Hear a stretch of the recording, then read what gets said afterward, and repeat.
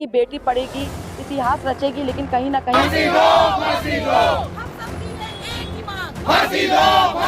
एक बहुत बड़ी कहावत है, शायद वो कहावत आपने भी सुनी होगी कि बेटी है तो कल है। कभी बेटी माँ का रूप रखती है तो कभी बेटी बहन, तो कभी बेटी लक्ष्मी, तो कभी बेटी प्रसन्न दुर्गा का रूप रखती है। परंतु समाज के दुश्मनों के द्वारा उन पे कुदृष्टि बनी रहती है, क्योंकि वो बेटियों की स्वतंत्रता, उनकी सक्षमता नहीं देख पाते।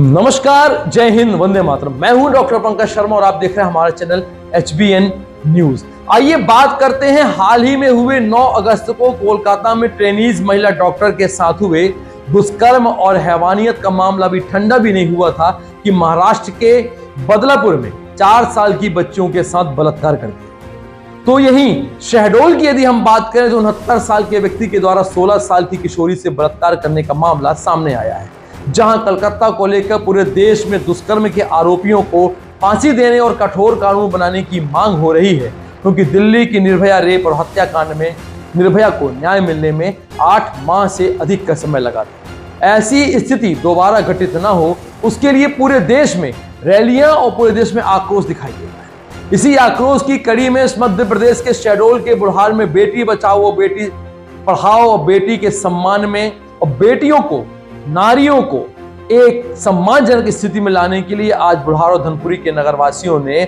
मूक प्रदर्शन करते हुए रैली का आयोजन किया। बात करते हैं मध्य प्रदेश के शहडोल जिले की। शहडोल जिले के बुढ़ार नगर में विशाल पदयात्रा निकाली गई, जिसमें महिलाएं, पुरुष, युवा और युवतियों के साथ रैली में बढ़ चढ़कर शामिल हुए। कोलकाता में हुए लेडी डॉक्टर के साथ दुष्कर्म मामले में और हत्या के संबंध में आज पूरे देश भर में विरोध प्रदर्शन कोलकाता की सरकार और उसकी नीतियों के विरुद्ध किए जा रहे हैं। परंतु आज बुढ़ार में जो यह आंदोलन का रूप था, बुढ़ार में यह जो प्रदर्शन था, यह गैर राजनीतिक प्रदर्शन था। यहाँ बुढ़ार, धनपुरी और आसपास अमलई पेपर मिल के या लोगों ने मिलकर, वहां के नागरिकों ने मिलकर, प्रबुद्धजनों ने मिलकर एक विशाल रैली का आयोजन किया। इस पदयात्रा में नारे भी लगाए गए, जिसमें कहा गया कि नारी के सम्मान में और बेटी बचाओ, बेटी पढ़ी पर बेटी बची नहीं। वहीं कोई ठोस कदम नहीं उठाए जाने पर महिलाओं में आक्रोश भी देखा। विरोध प्रदर्शन जारी रहा, जगह जगह से लोग उस डॉक्टर के लिए आंदोलन कर रहे हैं। वहीं राष्ट्रपति और प्रधानमंत्री के नाम पर तहसीलदार भावना डहेरिया को ज्ञापन सौंपकर कहा गया कि महिलाओं के खिलाफ घरेलू हिंसा, यौन उत्पीड़न, डेटिंग हिंसा जैसे अपराधों के विरुद्ध त्वरित कार्रवाई किए जाने की मांग की। इसके साथ ही मांग की गई है कि महिलाओं के साथ दुष्कर्म के मामलों में फास्ट ट्रैक कोर्ट में सुनवाई कर दोषियों के विरुद्ध त्वरित कार्रवाई कर फांसी की सजा भी होनी चाहिए। साथ ही साथ यह भी मांग की गई कि जिन महिलाओं के साथ इस प्रकार की दुष्कर्म होते हैं उन्हें 1 करोड़ का मुआवजा और साथ में शासकीय नौकरी का भी प्रावधान किया है। देश में महिलाओं के समुचित सुरक्षा हेतु कठोर एवं कड़े कानून बनाए जाने की भी मांग की। आपको हम बता दें कि 9 अगस्त और 10 अगस्त के बीच कोलकाता के आरजीकर मेडिकल कॉलेज एंड अस्पताल में 31 वर्ष की पीजी ट्रेनिंग डॉक्टर के बलात्कार के बाद हत्या कर दी गई थी। अस्पताल के सेमिनार हॉल के अंदर उस प्रशिक्षु डॉक्टर का शव मिला। कोलकाता पुलिस के एयरफोन और सीसीटीवी फुटेज के आधार पर इस मामले में संजय राय नामक के सिविक वॉलंटियर को अरेस्ट भी किया गया।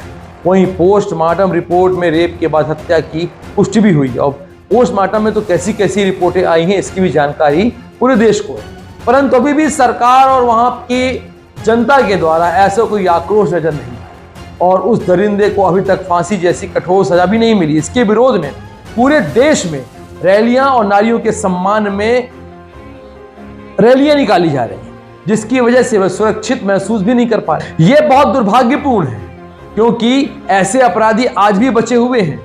ये मनुष्य के भेष में छुपे दरिंदे जो हैवानियत की सारी हदें पार करके नारियों को अपना हवस का शिकार बनाने और उन्हें मौत के घाट उतारने में पीछे नहीं है। ऐसे लेडी डॉक्टर का आखिर क्या कसूर था? क्या कसूर है उन बालिकाओं का, क्या कसूर है उन महिलाओं का जिनके गुप्तांग और जिनके वक्षस्थल काट दिए जाते हैं, रेप किए जाते हैं?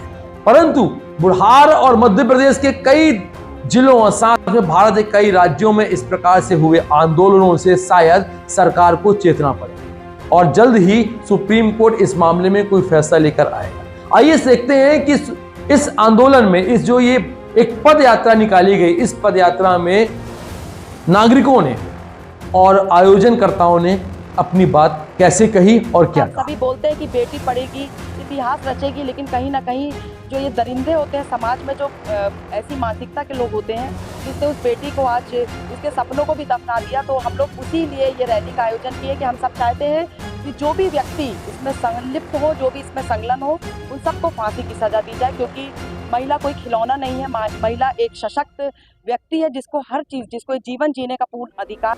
आप भी इन दुष्कर्म के आरोपियों के बारे में क्या सोचते हैं? क्या इन्हें फांसी की सजा होनी चाहिए?